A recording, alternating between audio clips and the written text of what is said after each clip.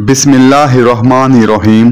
अस्सलाम वालेकुम व्यूअर्स, मैं हूं Raja Aamir Abbas advocate. Viewers, PPC में जितनी भी टर्म्स यूज हुई हैं उन सब का जो मीनिंग है वो चैप्टर 2 में डिफाइन किया गया है। इसी तरह डिसऑनेस्टी को सेक्शन 24 में डिफाइन किया गया है जो कि चैप्टर 2 का हिस्सा है। Section 24 dishonestly, whoever does anything with the intention of causing wrongful gain to one person or wrongful loss to another person is said to do that thing dishonestly. Dishonesty को हम उर्दू में कहेंगे बदयांती से, यानी कि कोई शख्स कोई ऐसा काम करे, कोई ऐसा एक्ट करे जिसमें उसकी नीयत ये हो कि वो किसी को रॉन्गफुल गेन पहुंचाए या फिर उसके इस एक्ट की वजह से किसी दूसरे शख्स को रॉन्गफुल लॉस पहुंचे, तो उसके ऐसे एक्ट करने को डिसऑनेस्टी कहा जाएगा, यानी कि बदयांती कहा जाएगा। अब रॉन्गफुल गेन और रॉन्गफुल लॉस, जिसको उर्दू में फायदा बेजा और नुकसान बेजा कहा जाता है, इसकी जो डेफिनेशन है वो हमने पिछली वीडियो में सेक्शन 23 में डिस्कस कर चुके हैं।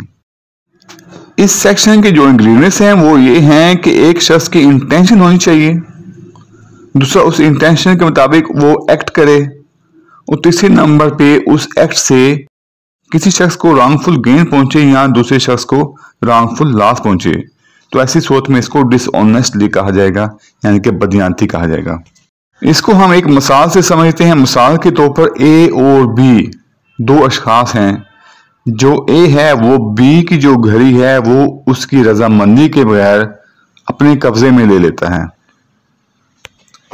ए की नीयत ये होती है कि वो बी को उसकी घड़ी उस वक्त वापस करेगा जब इनाम में कुछ हासिल करेगा। तो ए की जो ये नीयत है वो बदयांती पर मुश्तमिल है और ए ने चोरी का इर्तिकाब किया। इसको हम एक और मिसाल से समझ लेते हैं। ए और बी दो अशखास हैं। जो बी है उसकी फसलें तैयार हैं। जो ए है वो आता है उसकी जमीन पर दिन की रोशनी में और बी की मौजूदगी में, और बी की जो फसलें होती हैं उनको तबाह करना शुरू कर देता है। अब ऐसे हालात में ए जो है वो ज्यादा ताकतवर है और वो बी की मौजूदगी में उसको फसलों को तबाह कर रहा है, और बी कुछ नहीं कर रहा, वो दिन की रोशनी में है। अब ऐसी सूरत हाल में ना ही ए ने कोई धोखा दिया और ना ही उसने चुपके से कोई अमल किया, लेकिन ए का जो अमल है वो अनलॉफुल है, वो गैर कानूनी है, और उसकी जो इसके पीछे इंटेंशन थी वो ये थी कि वो बी को रॉन्गफुल लॉस पहुंचाए। तो ऐसी सूरत में ए ने डिसऑनेस्टली का इर्तिकाब किया।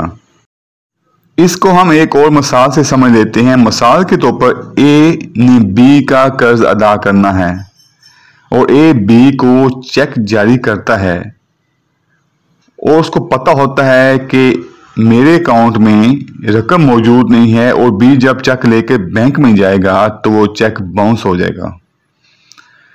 अब ए की इसमें डिसऑनेस्ट इंटेंशन है, क्योंकि वो जानता है कि जब वो चेक लेके जाएगा तो उसको नुकसान होगा, उसको रकम नहीं मिलेगी और वो बाउंस हो जाएगा।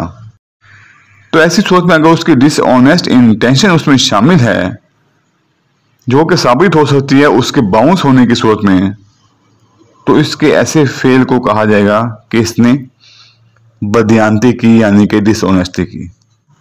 पाकिस्तान पेनल कोड से रिलेटेड दूसरी वीडियोस देखने के लिए आप मेरे YouTube चैनल में मौजूद पाकिस्तान पेनल कोड के नाम से प्लेलिस्ट को वॉच कर सकते हैं। वीडियो देखने का बहुत शुक्रिया। अल्लाह हाफिज।